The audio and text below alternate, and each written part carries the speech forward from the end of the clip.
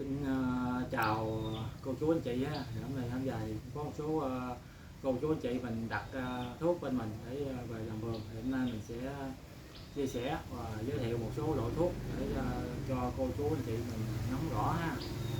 Thì đầu tiên đó thì em giới thiệu với cô chú anh chị mình có cái dòng phân đó là đây là loại phân hữu cơ, ba số cân bằng nhau, đó là đạm 10, lăng 10 và kali 10, ba số này nó cân bằng nhau. Thì nó có xuất xứ đó là made in Turkey, tức là nó xuất xứ từ bên Thổ Nhĩ Kỳ và được cái chứng nhận đó là AMRI, đó là chứng nhận về hữu cơ. Đây là cái chứng nhận hữu cơ của AMRI của Thổ Nhĩ Kỳ. Và cái công ty của nó là, em quay cái công ty cho cô chú anh chị mình xem. Cái công ty của nó là Ankaberthim, Thổ Nhĩ Kỳ anh chị, có công ty nè. Đó. Thì công dụng của nó là nuôi trái, dưỡng lá, cứng cây, ra rễ mạnh. Thì cái chai này là có dung tích đó là một lít, thì anh chị có thể là pha 1.000 lít nước. Đó, nếu mà xịt lên bông lên trái thì anh chị là pha 30 cc, pha trong bình 20 lít. Anh chị kết hợp với bộ đôi đó là canxi bo để xịt lên nuôi bông nuôi trái. Còn anh chị mà tưới gốc thì anh chị cứ tưới cái thằng 3 số 10 thì cũng được. Rồi tất cả các loại cây trồng như cây trái, như sao bô, mít, thì sầu riêng thì vẫn được. Ổi rồi đó anh chị sử dụng cái sản phẩm hữu cơ này rất là tốt ha. Đó. Sản phẩm hữu cơ, cái này nó có cái nước đó là màu trắng đục. Để em khui một cái chai này có khui sử dụng rồi, em sẽ khui cho cô chú anh chị mình xem. Nó có màu trắng đục. Đây là cái siêu của nó anh chị, đây cái siêu nó làm rất là đẹp ha. Nó có cái lỗ thoát khí lên trên đây. Khi mà đây là cái hợp chất hữu cơ á, thì nó xóc tới xóc lui á, thì nó sẽ thoát khí lên đây. Thì cái hợp chất này là cái hợp chất hữu cơ, người ta chiết xuất từ những rau củ quả rồi đó, những cái động vật rồi đó, người ta qua cái nhà máy người ta tinh chế ra, rồi cái người ta phân loại ra là đạm 10, lăng 10, kali 10 để cho mình xịt lên bông lên trái. Nó có cái màu trắng đục. Đây là những cái hạt phân tử nó rất là nhỏ ha, vài nanomet. Khi mình xịt lên bông lên lá lên trái thì cây nó hấp thụ rất là nhanh, tại vì phân tử nó rất là nhỏ, nó hoàn toàn nó tan trong nước cô chú anh chị, hoàn toàn tan trong nước. Nó có màu trắng đục. Đây là cái ba số 10, ba số cân bằng nhau rồi xịt cho cái mọi giai đoạn của cây. Khi mà cái mít mình lúa mắc cua xịt già tới trái mình bán luôn. Cái này là mình xịt mình bán được. Tiếp theo đó là em giới thiệu cho cô chú anh chị mình, đó là một cái sản phẩm đó là canxi bo, cũng có xuất xứ từ made in Turkey, cũng xuất xứ từ Thổ Nhĩ Kỳ. Đây là cái tem của nó, của nhà máy nó đây, tiếng Anh ở đây ha. Và thành phần chất hữu cơ của nó là lên 28%. Rồi organic nitrogen, tức là cái đạm hữu cơ của nó là 0,7%. Và cái kalium oxide, đó là canxi oxide, đó là 6,5%. Và cái bo của nó đó là 6.500 ppm. Thì canxi nó làm dụng cụ là giúp cho cứng cây, cứng cáp đó, thì chống nứt trái, hạn chế nứt trái đó, cuốn dai dẻo, đó là canxi.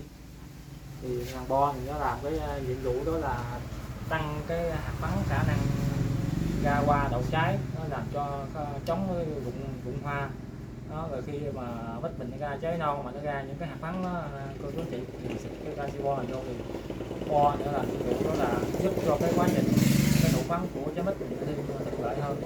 Sau khi trái mít mình độ phấn thuận lợi hơn, trái mít mình nó sẽ tròn hơn. Nhiệm vụ của canxi bo là gì? Có thể là dùng cho tất cả những loại cây khác ha, cây trái khác ha, không riêng gì mít ha. Ví dụ như là sao bô, mãng cầu, na này kia rồi đó, hoặc là sầu riêng vẫn được ha. Đây là những cái hàng nhập khẩu, mình có thể là kết hợp cái bộ đôi này nha. Đây mình xịt canxi bo kết hợp với 3 số 10.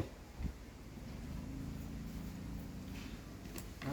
Thì canxi bo này nó cái màu của nó là giống như nước màu anh chị, nó cũng là chất của nó là cũng là hợp chất đây là canxi bo, nó thuộc về trung vi lượng, canxi thuộc về trung lượng, còn bo thuộc về vi lượng. Thì trung vi lượng này cái này nó rất là thơm và nó hoàn toàn hòa tan trong nước, thì đem test cái bằng canxi bo này cho cô chú anh chị mình xem. Đây là cái chai em sử dụng thịt mất phân tử nó rất là nhỏ vậy, nó hoàn toàn tan trong nước, không có lăn cặn li ti gì đấy á. Quậy lên cho cô chú anh chị xem ha, không phải mấy cái hợp chất khác mà nó còn mình khi mình quậy ra thì nó còn cái lăn cặn á, còn này nó cái phân tử nó rất là nhỏ, nó hòa tan hoàn toàn trong nước luôn ha chị xem, rất là thơm, ngửi cái mùi thơm. Đây là cái hợp chất canxi bo. Tiếp theo là em giới thiệu cho cô chú anh chị mình đó là cái dòng amino. Người ta thường gọi đó là cái axit amin. Cái nhiệm vụ của cái thằng amino này nó cấu tạo nên cái tế bào protein anh chị. Thì trong cơ thể con người hoặc là cái cây thì nhờ có cái tế bào mà nó tạo nên protein để nó cấu tạo nên tế bào, mình cho tế bào mình nó khỏe lên. Thì tế bào nó khỏe lên thì nó phân chia ra được cái nhiều tế bào ha. Thì trong cái thành phần thằng amino này thì nó có cái thành phần đó là cái tổng cái chất hữu cơ của nó là lên tới 72%, và cái carbon organic carbon của nó là lên tới là 32%, và đạm nitrogen nó là 10%, và diamino acid tức là axit tự do của nó là 20%.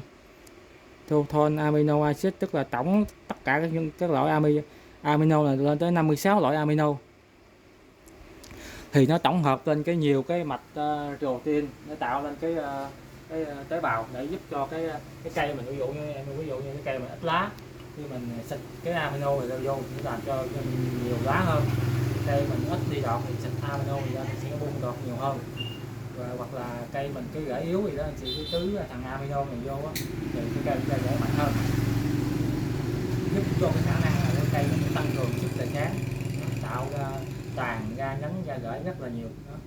Thì thông thường thì nếu không có cái amino này thì cây nó vẫn tổng hợp amino vẫn được, nhưng mà đòi hỏi nó mất nhiều thời gian, nó trải qua cái quá trình quang hợp, nhờ carbon, nhờ oxy, rồi nhờ hydro, rồi nhờ đạm, thì có những cái yếu tố đó thì nó mới tổng hợp lên được cái amino. Còn ở đây là người ta đã tổng hợp được những cái amino này khi mình phun trực tiếp vô cái cây hoặc là cái trái, cái bông của mình, thì cái cây, cái trái, cái bông mình hấp thụ rất là mau, rất là nhanh luôn. Đây là những cái hợp chất amino để tạo nên cái protein để cung cấp cho cái cây rất là tốt. Anh chị cần sử dụng cái sản phẩm này. Thì cái này cũng là được nhập khẩu từ chua cây luôn, made in chua cây của Hồ Biên Kỳ. Đây có 56 loại amino luôn trong đây, rất là tổng hợp rất là nhiều cái amino đó. Thì cái chai này nó là 500 ml, nửa lít, tức là anh chị pha cho là khoảng là 1 ml thì anh chị là pha cho 1 lít nước đó. Khoảng là 500 lít nước anh chị pha chai này 1 cc cho 1 lít nước. Có thể là anh chị kết hợp cái thằng amino này phun với thằng canxi bo này trong cái giai đoạn mà lúa mắc cua cũng được, cũng tốt. Ví dụ như cây mình lúa mắc cua mà nó chậm ra cái mắc cua á, chậm ra nó còn nó ra mà nó chậm, nó còn nín thì chị phun cái amino này, nó kích cái mắc cua nó sẽ bung ra đó, làm cho cái mắc cua mình nó sẽ kéo dài ra và mập hơn. Thì cái amino này cũng có cái màu nó cũng giống như là giống như tương tự như canxi bo vậy. Nó cũng là những phân tử hợp chất hữu cơ thì làm hoàn toàn tan trong nước đó. Đó, vậy ha.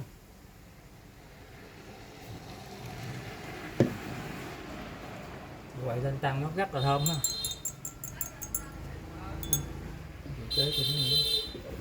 Có cái màu giống như nước màu vậy anh chị. Đó. Anh chị pha chung lại, anh chị xịt lên bông, lên trái thì rất là tốt.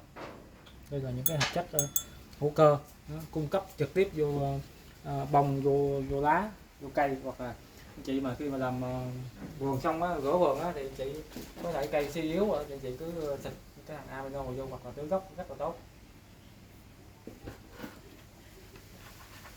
Đó là những cái dòng nhập khẩu. Thì tiếp theo đó là sẽ giới thiệu cho cô chú anh chị thêm cái sản phẩm đó là cái Humic Mỹ. Thì cái cách phân biệt cái Humic thật và cái Humic nó không chính hãng anh chị. Đây là cái Humic còn nó làm sao, Humic không chính hãng làm sao. Thứ nhất anh chị phải xem cái mẫu, cái nguồn gốc xuất xứ của cái Humic. Đây là nó có cái lá cờ của Mỹ và nó để chữ là Made in the USA. Còn nếu mà nó để Made in USA là không phải, nó phải để chữ Made in USA. Đây là cái thương hiệu của Mỹ, không có ai mà làm giả được anh chị, in trên nhãn luôn ha. Còn mà nó in không phải chữ này là Humic giả. Và trên cái Humic thiệt á, là nó có những cái chứng nhận đây là chứng nhận Omeri nè, nó chứng nhận gì cái hữu cơ nè, đó nó thành phần cái thành phần axit của humic acid của nó nè, đó rồi chứng nhận gì cái hữu cơ nữa nè, đó đây là những cái logo của chứng nhận chứng nhận về organic nè, nó nông nghiệp hữu cơ nè, đó chứng nhận của nhà máy nông nghiệp hữu cơ nè, rồi chứng nhận gì cái hệ sinh thái nè, đó Apobai Ecoker nè, đây là chứng nhận gì cái hệ sinh thái nè. Nó có những cái tem chứng nhận hay gì á thì nó mới là có humic thật. Đây một tem nữa nè, tem chứng nhận của người ta nè, đúng không? Đó là để mình phân biệt được cái humic thật với cái humic giả. Cái nguồn gốc của nó, cái nguồn gốc của nó là khi cái tem phụ của nó là phải được, nguồn gốc của nó là phải để xuất xứ từ Mỹ nè, xuất xứ của nó là để xuất xứ từ Mỹ nha chị, nó là mới đúng cái humic thật. Thì trên thị trường humic nó có rất là nhiều giá, nhiều loại lắm. Thì đây là humic thật ha, đây là có tem chống hàng giả luôn, tem chống hàng giả của bộ công an đó, trung tâm người ta kiểm tra để ta có, quan trọng là có cái tem này để chống cái hàng nhái, hàng giả luôn của công ty Hoàng Phúc. Thì cái Humic này anh chị là nó làm cái nhiệm vụ gì chị, em nói cái công dụng của Humic cho cô chú anh chị mình nghe để anh chị mình biết cái sử dụng. Cái công dụng của Humic này tức là nó làm kích thích cái bộ rễ, cho cái bộ rễ cây nó phát triển mạnh lên. Và khi cái bộ rễ cây nó phát triển mạnh lên đó, thì nó sẽ hút được nhiều cái dinh dưỡng đó, để nuôi cành, nuôi lá, nuôi thân, nuôi trái. Đó là cái thứ nhất. Cái thứ hai nữa, cái thằng Humic này nó là nó cân bằng độ pH, tức là độ ví dụ pH đất mình pH nó quá thấp đi, nó bị phèn đi, thì nhờ cái thằng Humic này vô nó sẽ cân bằng cái độ pH lại, và từ 5.5 đến 6.5 nó trở về cái môi trường trung tính để cho cái hệ rễ hay cái cây mình, cái rễ nó hút được những chất dinh dưỡng. Nó thêm cái nữa là nó giải độc hữu cơ, giải độc cái chất mà phân mà đa lượng trung vi lượng của mình đó, là nó mình bón vô nhiều trong đất quá đó, nhờ cái thằng Humic này vô nó giải độc ra, nó giải độc những cái phân bón đó. Rồi thêm nữa đó là giải độc phèn, đất mình nó bị phèn quá thì nhờ cái thằng Humic này vô thì nó sẽ nâng cái độ pH đất mình lên. Cái nó tạo cái độ ẩm trong cái môi trường đất mình, nó thuận lợi cho những cái vi sinh vật nó phát triển. Thì nếu mà chị không có Humic này đó, mà đất cái vườn chị mà phát cỏ mà nó sạch bon luôn, khô quá thì chết hệ vi sinh vật. Thì nhờ cái Humic này nó tạo nên những cái keo mùng, nó tạo nên những cái vi sinh keo mùng để cho cái rễ mình nó phát triển mạnh mẽ, rồi nó tạo cái hệ đệm cho cái vi sinh vật nó phát triển trong đó. Nó giúp cho cái cây mình nó phát triển, nó tạo cái lỗ khó đất mình, nó tạo ra cái lỗ thông thoáng để cho cây mình nó phát triển hút được những dinh dưỡng nó tốt hơn. Đó là cái công dụng của cái thằng Humic này. Rồi cách sử dụng thế nào thì Humic này thì thêm một cái thêm cái công dụng đó, khi mình sử dụng Humic này đó là giúp cho mình đỡ tốn cái chi phí về cái phân bón hơn cô chú chị. Ví dụ như là cô chú chị cải 10 kg phân đi, nó nếu mà không có Humic thì cái cây hút được ví dụ như 5 kg. Còn nếu mà chị cải 10 kg phân kết hợp với Humic này, cây có thể là hút là 7 kg hoặc 8 kg hoặc 9 kg, nó tăng cái khả năng mà hấp thụ dinh dưỡng cao hơn, đó tốn chi phí về tiền phân của mình hơn. Đó, nó thêm cái công dụng của cái thằng Humic đó là gì nó chị. Thì mình sử dụng cái Humix này nó như thế nào cho đúng. Thứ nhất đó là khi cây mình khi đất mình nó bị phèn, một đất mình nó nghèo, nó bị phèn, bị chô đó. Rồi thêm một cái nữa là như cái cây mình nó bị đọt nó không phát triển đó, lá nó bị không sáng đó, mình nhìn cho cái lá nó cũ kỹ quá đi nó, tại nó không hút được dinh dưỡng lên đó. Thì do đó thì mình cần phải kết hợp Humix này với lại thằng NPK, mình trộn lên mình rải hoặc là mình hòa tan ra gì đó mình tưới để cho cái cây mình nó hấp thụ tốt hơn. Ngoài ra nếu mà cây mình coi cái cây mình nếu mà bị thối rễ dưới, rễ nó bị thối hoặc là nó bị những cái vi sinh vật nấm Phytophthora nó tấn công thì mình tưới Humix vô nó không có hiệu quả, chỉ nó vàng lá thối rễ nào. Mình càng tưới Humix vô thì nó sẽ cây mình nó sẽ càng mau chết đi đó. Cô chú anh chị mình cần phải kiểm tra cái vụ đó. Thì anh chị một gói này anh chị có thể là chọn với 10 kg phân, 20 kg, 30 kg hoặc là một ba phân không chừng, tùy theo cái tình trạng đất của cô chú anh chị, tùy theo cái cây để cô chú anh chị mình cái sử dụng cái Humix này. Thì Humix này được nhập chính hãng từ Mỹ. Thì em thấy sử dụng Humix này là dạng Humix miễn vậy để em test cho cô chú anh chị mình nó tan từ từ nha, mà nó hoàn toàn nó tan trong nước nè, dạng Mỹ, nó dạng hột đó chị, hột à.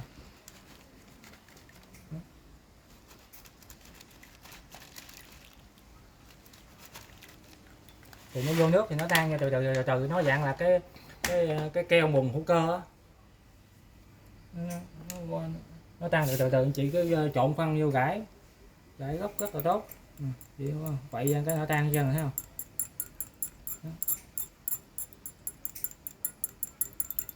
Đó, cái Humix thiệt là nó tan hết chứ nó không có để lại những cái chất mà như cặn bã, mà ví dụ như Humix giả để lại những chất cặn bã, nó pha phân lăn vô trỏng với này kia vô trỏng rồi anh chị, nó pha những cái mà cái chất hóa học vô trỏng như đạm rồi chất kích thích sinh trưởng rồi đó, thì nó pha cái đó thì không biết đó là không phải. Còn Humix Mỹ rồi để vô nước là nó tan vậy anh chị, nó không để lại cặn cáo gì hết á. Với lại thêm cái nữa nó có chứng nhận cái omega này là thứ nhất là hoàn toàn là sạch ha, là từ những cái keo bùn, những chất hữu cơ sạch, không có cái pha thêm những cái mà cái phân hóa học hoặc là cái chất điều hòa sinh trưởng gì hết, là không có vụ đó. Đây là cái chứng nhận của người ta là ta đã qua kiểm tra rồi. Thì nãy giờ em chia sẻ với cô chú anh chị mình một số loại phân thuốc mà dường em nó từng sử dụng, mà cũng có số cô chú anh chị mình điện rồi cho em chia sẻ rồi giới thiệu để cô chú anh chị mình mua về xài thử. Thì hiện tại thì những cái phân thuốc này ở dưới vườn em thì em cũng có xài và có sử dụng đó, cũng có quay lên cho cô chú anh chị mình xem đó. Thì cô chú anh chị mình thấy được đó, thì cứ ủng hộ em thì em sẽ nhập về để chia sẻ lại cho cô chú anh chị. Thì cuối cái clip này thì kênh Nông Dân Thành Công cũng gửi lời chúc đến cô chú anh chị mình làm vườn luôn thành công, thành đạt và có nhiều thắng lợi. Xin trân trọng kính chào.